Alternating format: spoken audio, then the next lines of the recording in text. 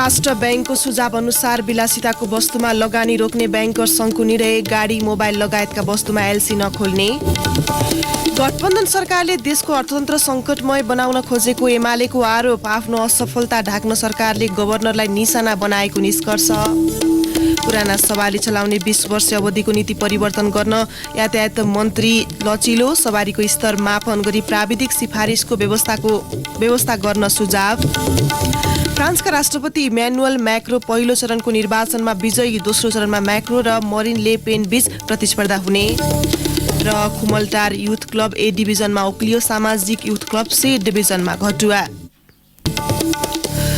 नमस्कार, कान्तिपुर डायरीका साथमा साथी रमेश र म केशु। समाचार अब विस्तारमा। अर्थतन्त्रमा जोखिम बढेकाले विलासिताका वस्तु आयात रोक्न राष्ट्र बैंकले दिएको सुझाव अर्थ मन्त्रालयले 11 दिनसम्म व्यवस्था गरेपछि बैंकहरू आफैले आयात नियन्त्रणको कदम उठाएका छन्।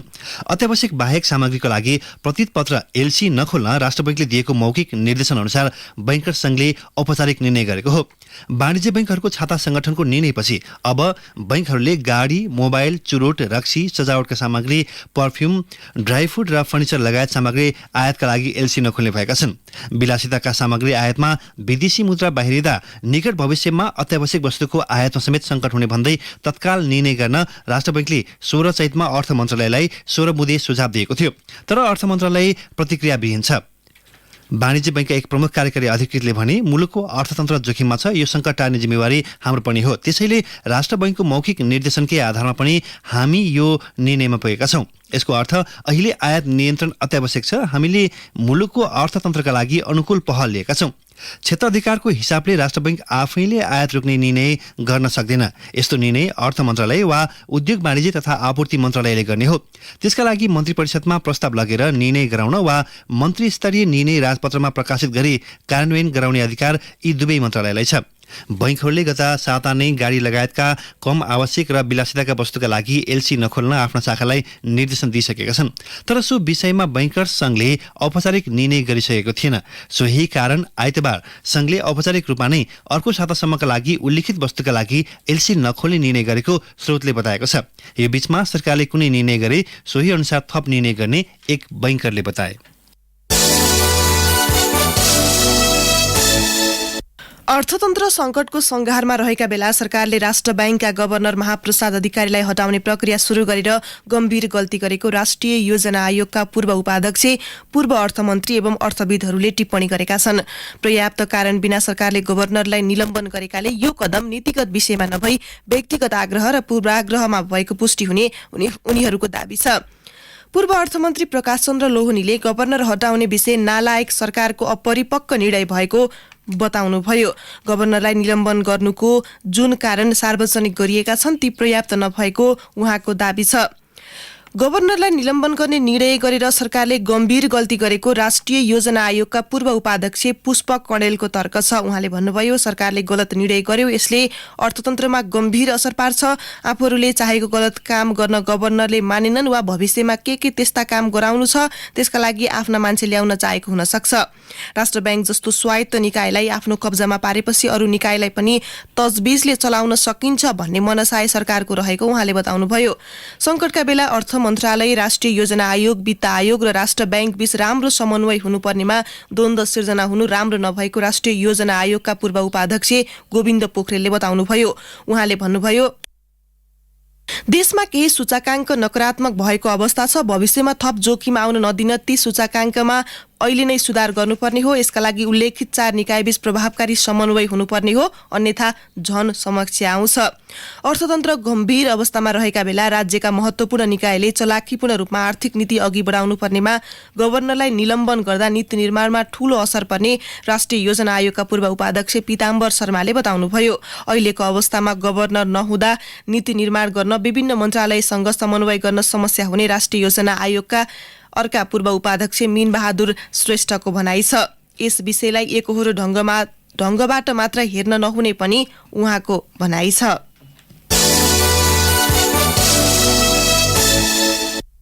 कान्तिपुर डायरीमा अब कान्तिपुर सविस्तारको पालो। कान्तिपुर सविस्तार। नेपाल राष्ट्र बैंकका गभर्नर महाप्रसाद अधिकारीलाई निलम्बन गर्ने सरकारको निर्णय राजनीतिक भएको भन्दै प्रमुख प्रतिपक्षी एमाले आपत्ति जनाएको छ। गठबन्धन सरकारले आफ्नो असफलता ढाक्न गभर्नरलाई निशाना बनाएको आरोप एमालेको छ।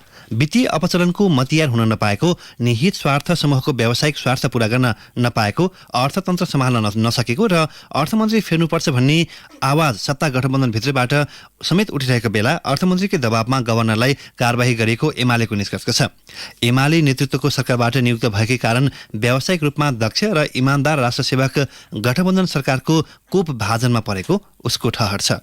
मुलुकमा सन्निकट आर्थिक संकटको समाधानार्थ पाइला चाल्न नसकेका कारण अर्थमन्त्री जनार्दन शर्माले राजीनामा दिनुपर्नेमा गभर्नरमाथि छानबिन गर्ने निर्णय गरेर सरकारले प्रतिशोध साध्न खोजेको आरोप प्रमुख प्रतिपक्षी दल एमाले लगाएको छ। 3 पूर्व अर्थमन्त्री र योजना आयोगको 2 पूर्व उपाध्यक्षको उपस्थितिमा पत्रकार सम्मेलन गरेर एमाले अराजक अर्थमन्त्रीको दबावमा प्रधानमन्त्री शेरबहादुर देउवाले गभर्नर महाप्रसाद अधिकारीलाई हटाउने निर्णय गरेको आरोप लगाएको हो। आम जनजीवनलाई प्रभावित पार्ने गरी मुलुकको अर्थतन्त्र संकटको उत्कर्षमा पुग्नुको मूल कारक राजनीतिक नेतृत्वको अक्षमता भएको एमालेको ठहर छ। पूर्व अर्थमन्त्री युवराज खतिवडा सरकारको ध्यान चाहिँ आर्थिक समस्या हल गर्ने भन्दा आफ्नै स्वार्थ सिद्धितर्फ केन्द्रित भएको देखिन्छ।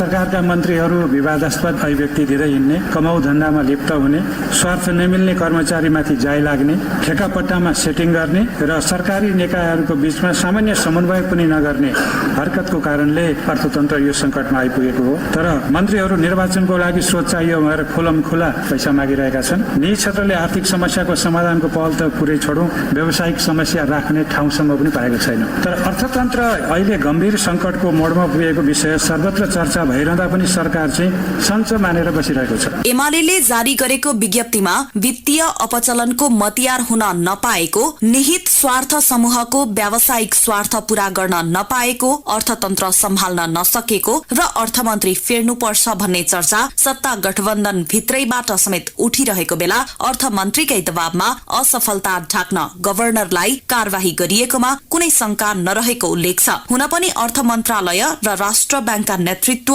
व्यक्तिगत मनमुटावलाई पर सारेर अर्थतन्त्र सुधार्न एकजुट हुनुपर्ने अवस्था र उद्योग वाणिज्य तथा आपूर्ति मन्त्रालय, राष्ट्रिय योजना आयोग जस्ता अरू सरकारवाला निकायहरूसित पनि उनीहरूले नै उचित समन्वय गर्नुपर्ने स्थितिमा यो घटना हुनु आश्चर्यजनक छ। यस्तो समयमा एउटा जिम्मेवार निकायको प्रमुखमाथि व्यक्तिगत इवी साध्ने किसिमले सरकार जाई लाग्नु शुभ संकेत नभएको अर्का पूर्व अर्थमन्त्री सुरेन्द्र पाण्डेको दलिल छ। यस्तो बेलामा चाहिँ गभर्नर बेगरको चाहिँ राष्ट्र बैंक राखेर जसले चाहिँ अब मोनेटरी पोलिसी अहिले बजेटमा चाहिँ बजेटको एउटा महत्त्वपूर्ण एडभाइजर चाहिँ गभर्नर हुने गर्छ हाम्रो सिस्टम। अब उसलाई बाहिर राखेर अनि चाहिँ हामीले अब बजेट बन्ने बेला छ र पछि चाहिँ मौद्रिक नीति ल्याउने बेला पनि आउँदैछ भनेपछि यस्तो बेलामा जुन काम गरेको छ यसले एउटा चाहिँ यो साइन चाहिँ राम्रो देखिरहेको छैन। मैले इकोनोमी यतातिर यस्तो ढङ्गले गइरहेको तर तरिका चाहिँ यसलाई त अहिले राष्ट्रव्यापी रूपमा सत्ता पक्षले त के गर्नुपर्ने सबैलाई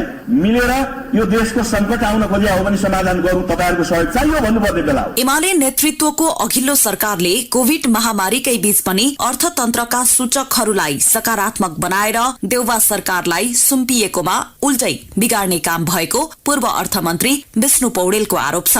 सरकार प्रणाली बसाउने भन्दा पनि भत्काउने काममा उद्धत रहेकाले समाजका सबै तह र तबकाबाट खबरदारी गर्नुपर्ने बेला आएको वहाँको भनाइ छ। एउटा व्यक्ति महाप्रसाद अधिकारीमाथि गरिएको हस्तक्षेप होइन, प्रणाली स्थापित गर्ने एउटा चाहिँ संस्थाको प्रमुखमाथि गरिएको हस्तक्षेप हो, प्रणाली भत्काउनका निम्ति गरिएको हस्तक्षेप हो। यो हस्तक्षेपले मुलुकको अर्थव्यवस्थालाई अरू धेरै नकारात्मक बनाउनेछ भन्ने कुरा पनि म यहाँहरूको सामनेमा राख्न चाहन्छु। नेपालको आर्थिक अवस्था संकट उन्मुख हुँदै गइरहेको छ। यदि अब पनि सार्थक हस्तक्षेप नगर्ने हो भने म के देख्दैछु भने यो सरकारबाट कुनै सार्थक हस्तक्षेप होला, कुनै प्रभावकारी कदम चालिला भनेर आशा गर्न सक्ने पनि म त्यो ठाउँ देख्दिन। अर्थ मन्त्रालय सम्हाल्ने बेलामा पनि जनार्दन शर्माले आफू अर्थतन्त्रको जानकार नरहेको भनेर प्रतिक्रिया दिनुभएको थियो। अहिले सरकारले अधिकारीमाथि राष्ट्र बैंकको उद्देश्य हासिल गर्न बैंकले गर्नुपर्ने कार्यहरू कार्यान्वयन गर्न गराउन कार्यक्षमताको अभाव भएको, व्यवस्थापकीय जिम्मेवारी पूरा गर्न नसकेको र राष्ट्र बैंक भित्रका अति गोप्य सूचना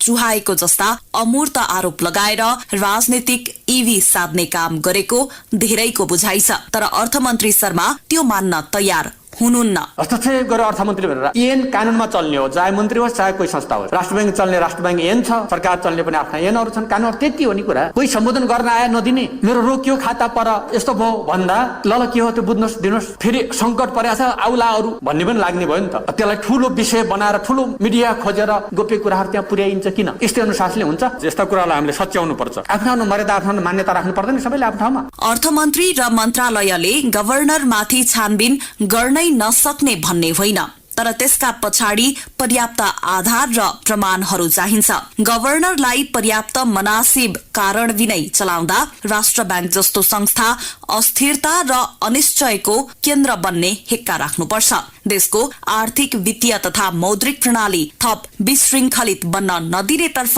सरकार चिन्तित हुनुपर्नेमा उल्टो देखिएको छ। यसको समयमै निराकरण र उपचार नभए भोलिका दिनमा आउने राष्ट्र बैंकका नेतृत्वको आत्मविश्वास माथि सरकारको तरवार सधैँ झुन्डिरहनेछ र संस्थामा पनि दलीय छाया परिरहनेछ। केन्द्रीय बैंकमा दलीय छाया परे मुलुक कतातिर जान्छ भनिरहन नपर्ला सायद। रेडियो कान्तिपुरका लागि पूजनी श्रेष्ठ। कान्तिपुर सविस्तार। कान्तिपुर सविस्तारपछि कान्तिपुर डायरीमा अब ब्रेकको पालो। कान्तिपुर डायरीमा अब बाँकी प्रसंग। अर्थतन्त्रका खराब सूचकहरूलाई देखाएर राजनीतिक दलहरू आरोप प्रत्यारोपमा उत्रिएका छन्।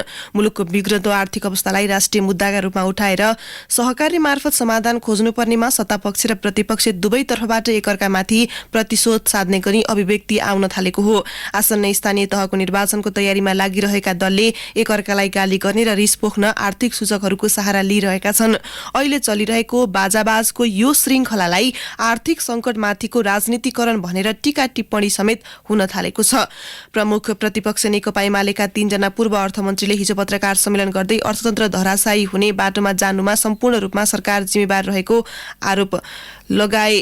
प्रतिपक्षी मात्र होइन सत्तापक्ष पनि आर्थिक अवस्थालाई नै देखाएर सरकार बाहिरका दलको उछित्तो काट्न लागि परेको छ। नेपाल आर्थिक संघले चैत 15 मा राजधानीको एक होटलमा आयोजना गरेको कार्यक्रममा अर्थमन्त्री जनार्दन शर्माले अघिल्लो सरकारले अवलम्बन गरेका नीतिका कारण अहिले अर्थतन्त्र धराशायी भएको बताउनुभयो।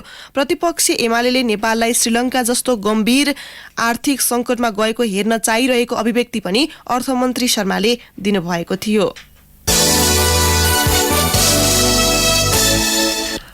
मुलुकमा आर्थिक सुधारका संकेत नदेखिएपछि प्रधानमन्त्री शेरबहादुर देउवा केही दिन अघिसम्म अर्थमन्त्री जनार्दन शर्मालाई हटाउने मनस्थितिमा हुनुहुन्थ्यो। कंग्रेस निकट अर्थविद मात्र होइन सरकारवाला निकायका अधिकारीको सुझावका आधारमा अर्थमन्त्री बदल्ने विषयमा देउवाले सत्ता गठबन्धनको शीर्ष बैठकमा समेत छलफल गर्नुभएको थियो। तर अर्थमन्त्रीको अक्षमता ढाकछोप गर्न देउवा एकै गभर्नर हटाउन सहमत भएपछि पार्टीभित्रै आलोचित हुनुभएको छ। देउवा निकट एक नेताको दाबीमा आर्थिक सुधारका लागि गभर्नर महाप्रसाद अधिकारी बाधक रहेको भन्दै उहाँलाई हटाउनु पर्ने प्रस्ताव लिएर अर्थमन्त्री शर्मा केही दिन अघि प्रधानमन्त्री समक्ष पुग्नु भएको थियो। ती नेताले भने गभर्नरले सरकार र राष्ट्र बैंकका सबै सूचना एमाले अध्यक्ष केपी ओली कहाँ पुर्याएको र सरकारको नीतिभन्दा बालकोटको स्वार्थ अनुसार काम गरेको भन्ने शिकायत थियो। तर सुरुमा देउवाले सहमति नदिएपछि शर्माले माओवादी अध्यक्ष पुष्पकमल दाहाल मार्फत पहल गर्नुभएको थियो। दाहालको दबावपछि गभर्नर हटाउने प्रक्रिया सुरु भएको हो। त्यसो त कंग्रेस सांसद तथा अग्रपति विनोद चौधरीको सिमेन्ट उद्योगको शेयर विदेशमा बस्ने 2 छोराका नाममा सार्ने योजना पनि गभर्नरले रोकिदिनु भएको थियो। भविष्यमा लाभांशका रूपमा पुँजी पलायन गराउने उद्देश्यले चौधरी पुत्रका नाममा शेयर लेखाङ्कन गर्ने फाइल गभर्नरले रोकिदिनु भएको थियो। यो विषयले पनि अधिकारीमाथि हस्तक्षेप गर्ने प्रधानमन्त्री तयार भएको कंग्रेसकै नेताहरूको भनाइ छ। अर्थतन्त्र संकटमा रहेका बेला गभर्नरलाई निलम्बन गर्ने निर्णयले अर्थ र वित्त क्षेत्रको मनोबल झन कमजोर भएको भन्दै सत्तारूढ कंग्रेसका नेताहरूले असन्तुष्टि पोखेका छन्। कंग्रेसमा विशेष गरी नेता शेखर कोइराला पक्षले सरकारको यो निर्णयको व्यवस्थित विरोध गर्ने तयारी गरेको छ। 2072 साल चैत 1 मा बसेको मन्त्री परिषद बैठकले एउटा निर्णय गर्यो। 20 वर्ष पुगेका पुराना यात्रुवाहक सवारी हटाउने र पत्रुमा रूपान्तरण गर्ने।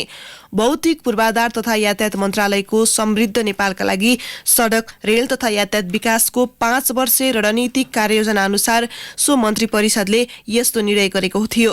तर अहिले त्यही नीति संशोधन गर्न भौतिक पूर्वाधार तथा यातायात मन्त्री रेणुकुमार यादव लचिलो बन्नु भएको छ। पुराना सवारीले बढी इन्धन खपत गर्ने र वातावरणीय प्रदूषण बढाउने भनेर मन्त्रालयको पहलमा सो नीति ल्याइएको थियो। यति बेला भने मन्त्रीले व्यवसायी मारमा पर्ने भन्दै मन्त्रालय यसमा हेरफेर गर्न सकिने जनाएको छ। 20 वर्षे अवधि लागू गरिएका सवारीको प्राविधिक परीक्षण गरेर मात्र निर्णय लिनुपर्नेमा मन्त्री यादवको जोड छ। नेपाल यातायात व्यवसायी राष्ट्रिय महासंघको 6औं महाधिवेशन उद्घाटन गर्दै हिजो मन्त्री यादवले भन्नुभयो, गएका 2 वर्ष कोरोनाले गर्दा यातायात व्यवसायीको रोजीरोटी गुमेको छ, आर्थिक अवस्था कमजोर भएको छ। त्यसैले यातायात नीति संशोधन गरेर भए पनि 20 वर्षे अवधि बढाउनुपर्छ।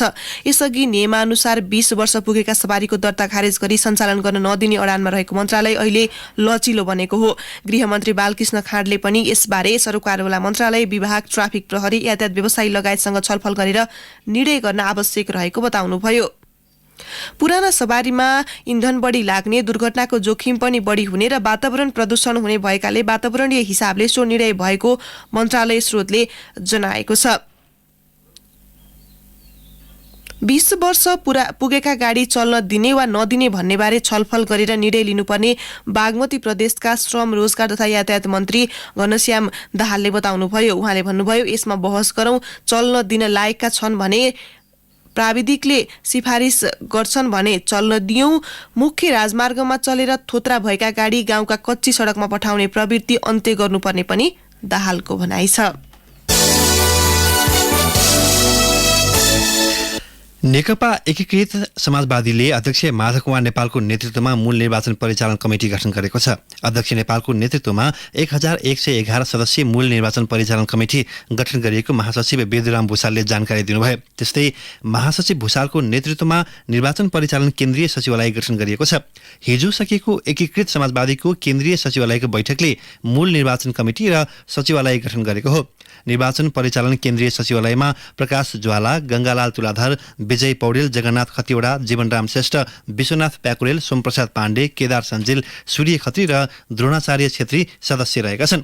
यस्तै उसले स्थानीय तहमा उम्मेद्वार सिफारिस गर्दा 8 मापदण्ड तय गरेको छ। पार्टी नीति र कार्यक्रमप्रति प्रतिबद्ध रहेका, पार्टीमा योगदान गरेको र विद्रोहमा भूमिका खेलेका नेताहरूलाई सिफारिस गर्नुपर्ने मापदण्ड तय गरेको छ। त्यस्तै पार्टीप्रति निष्ठा र अनुशासनमा दृढ, आर्थिक एवं नैतिक आचरणमा राम्रो रहेको, जनतामा स्थापित एवं लोकप्रिय, स्वच्छ छवि भएको र सुशासनको पक्षपाती कार्यक्षमतामा राम्रो भएका व्यक्तिलाई सिफारिस गर्न र त्यस क्रममा समावेशितालाई ध्यान दिनुपर्ने मापदण्ड तय गरिएको छ।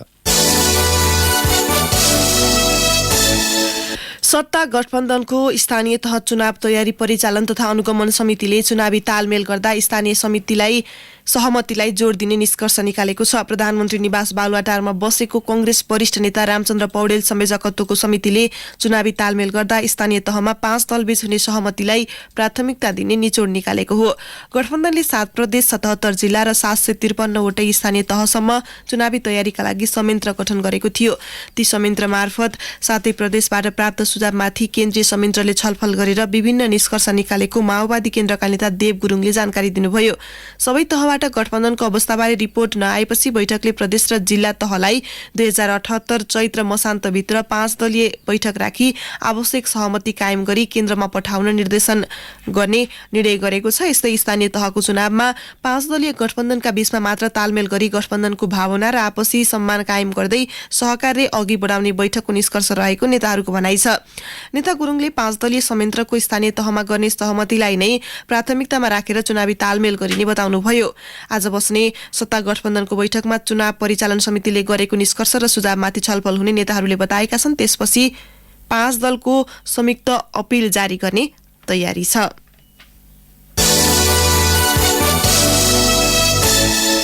काठमाडौँमा यस वर्षको मार्चमा 54 वर्ष यताकै सबैभन्दा बढी गर्मी भएको छ। सन् 1968 यताको उपलब्ध तथ्याङ्क अनुसार 2022 को मार्च अर्थात् फागुन 17 देखि चैत 17 सम्म सबैभन्दा बढी गर्मी भएको हो। जल तथा मौसम विज्ञान विभागको गौचरण स्थित तापक्रम मापन केन्द्रमा रेकर्डको तथ्याङ्क विश्लेषण गर्दा मार्चमा अधिकतम, न्यूनतम र औसत तापक्रम 54 वर्षकै बढी पाइएको छ। विभागको तथ्याङ्क वातावरण तथा जलवायु अनुसन्धानकर्ता पीयूष दाहालले विश्लेषण गर्नुभएको थियो। हिउँद सकिने र प्री मनसुन सुरु हुने महिना मार्चबाट बिहान बेलुका चिसो र दिउँसो न्यानो सुरु हुन्छ। तर यो वर्षको मार्च अलिक फरक रह्यो। बिहान बेलुका मात्रै होइन, दिउँसो पनि अघिल्ला वर्षहरूभन्दा बढी न्यानो महसुस भयो।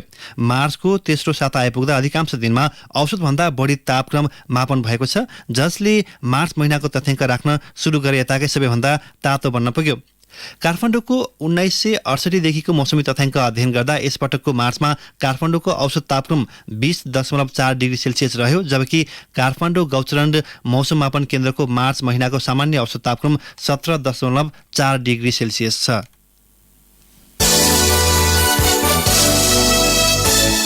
प्रदेश 1 मा 695 मतदान केन्द्र अति संवेदनशील रहेको निष्कर्ष निकालिएको छ। प्रदेश 1 का 14 जिल्लामा 1877 मतदान स्थलमा 4051 मतदान केन्द्र छन्। 14 वटै जिल्लाका जिल्ला सुरक्षा समितिले तयार पारेको सुरक्षा योजना अनुसार प्रदेश 1 का 321 मतदान स्थलका 695 मतदान केन्द्र सुरक्षाको दृष्टिकोणले अति संवेदनशील छन्। स्थानीय तहको निर्वाचनमा सबैभन्दा बढी 7,15,223 मतदाता रहेको मोरङमा 124 मतदान केन्द्र सुरक्षाको दृष्टिकोणले अति संवेदनशील छन्। सबैभन्दा कम 72,895 मतदाता रहेको तेह्रथुममा 25 मतदान केन्द्र संवेदनशील छन्। ओखलढुङ्गामा अति संवेदनशील मतदान स्थल छैनन्। प्रदेश 1 प्रहरी कार्यालयका प्रवक्ता नवीन राज राईका अनुसार झापामा 51, सुनसरीमा 80, ताप्लेजुङमा 23 मतदान केन्द्र अति संवेदनशील छन्। कान्तिपुर डायरीमा पुनः ब्रेकको पालो। सँग कोभिड पछिको नकारात्मक असरबाट अर्थतन्त्रलाई पुनर्जीवित गर्न सरकारले विशेष प्याकेज घोषणा गर्नुपर्नेमा उद्योग व्यवसायीहरूले जोड दिएका छन्। शिथिल अर्थतन्त्रलाई पुनर्जीवन दिन पुनर्कर्जा लगायत विशेष आर्थिक प्याकेज घोषणा गरी आर्थिक वर्ष 2079-80 को बजेट मार्फत त्यसलाई निरन्तरता दिनुपर्ने नेपाल चेम्बर अफ कमर्सले माग गरेको हो। चेम्बरको 71औं वार्षिक साधारण सभा एवं चेम्बर दिवसका अवसरमा अध्यक्ष राजेन्द्र मल्लले भन्नुभयो, कोभिड संक्रमणले मुलुकको अर्थतन्त्रको हरेक क्षेत्र प्रभावित भयो। अहिले महामारी नियन्त्रण भए पनि रुसले युक्रेनमाथि गरेको आक्रमणले बजार महँगिएको छ। त्यसको नकारात्मक असरबाट अर्थतन्त्रलाई पुनर्जीवित गर्ने काममा सक्रिय हुनु सम्पूर्ण जिम्मेवार पक्षको प्रमुख दायित्व भएको छ। तसर्थ राज्यले अविलम्ब अर्थतन्त्रको पुनरुत्थानका लागि पुनर्कर्जा, पुनर्तालिका लगायत आर्थिक विकासको विशेष प्याकेज घोषणा गर्नुपर्छ। बजारमा तरलता अभाव, महँगी र पछिल्लो समयमा विप्रेसन घटेको उहाँले बताउनुभयो। कान्तिपुर डायरीमा अब अन्तर्राष्ट्रिय प्रसङ्ग। फ्रान्सका राष्ट्रपति इमानुएल मैक्रो पहिलो चरणको निर्वाचनमा विजयी हुनुभएको छ। अब दोस्रो चरणमा मैक्रो र मरिन ले पेन बीच प्रतिस्पर्धा हुनेछ। पहिलो चरणमा सबैभन्दा बढी मत प्राप्त गरेका मैक्रो र ले पेन बीच दोस्रो चरणमा झिनो मतको अन्तर हुने एक्जिट पोलहरूले जनाएका छन्। 96% मतगणना हुँदा मैक्रोले 27.42, ले पेनले 25.3% मत प्राप्त गरेका छन्। यसअघि फ्रान्सको दोस्रो ठूलो पार्टी सोसियलिस्टका उम्मेद्वारले यसपटक 2% मत समेत प्राप्त गर्न नसकेको बीबीसीले उल्लेख गरेको छ। अब खेल प्रसङ्ग। खुमलटार युथ क्लब शहीद स्मारक ए डिभिजन लिग फुटबलमा बढुवा भएको छ। बी डिभिजन लिग अन्तर्गतको अन्तिम खेलमा आज सामाजिक युथ क्लबलाई 2-1 गोल अन्तरले हराउँदै खुमलटार शीर्ष डिभिजनमा उक्लेको हो। खुमलटारको जितमा सबिन केसीले 1 गोल गरेका थिए भने 1 गोल उपहार स्वरूप पाएको थियो। सामाजिक का सुरेश खत्रीले 1 गोल फर्काए। जिससँगै खुमलटारले 13 खेलबाट 22 अङ्क जोड्दै लिगको दोस्रो स्थानमा रह्यो। हारपछि सामाजिक युथ क्लब भने सी डिभिजनमा झरेको छ। सामाजिक 13 खेलबाट 14 अङ्क जोड्दै रेलिगेसनमा पर्यो। झम्सीखेल यसअघि नै रेलिगेसनमा पसिसकेको छ। रानीपोखरी कर्नर टिम आरसीटीसँग समान 22 अङ्क भए पनि हेड टु हेडमा खुमलटार अघि रह्यो। अन्तिम खेलमा आरसीटीले टुसाल युथ क्लबसँग गोलरहित बराबरी खेलेको थियो। आरसीटी तेस्रो स्थानमा रह्यो। बी डिभिजन लिगको उपाधि भने चर्च बोइज युनाइटेडले जितेको छ। अब मौसम सम्बन्धी जानकारी। काठमाडौँ उपत्यका सहित मुलुकका अधिकांश स्थानमा आंशिक बदली रही केही स्थानमा छेडिक वर्षाको सम्भावना रहेको जल तथा मौसम विज्ञान विभागले जनाएको छ। केही बेर अघि 17 डिग्री सेल्सियस मापन गरिएको काठमाडौँ उपत्यकाको अधिकतम तापक्रम आज 28 डिग्री सेल्सियससम्म पुग्नेछ। सूर्योदय बिहान 5:44 भयो भने सूर्यास्त साँझ 6:27 हुनेछ। हवस् त यिनै प्रसङ्ग सहित कान्तिपुर डायरीको यो बुलेटिन अहिलेलाई यही सकिन्छ। साथी रमेश र म के सुविधा हुन्छौ। नमस्कार।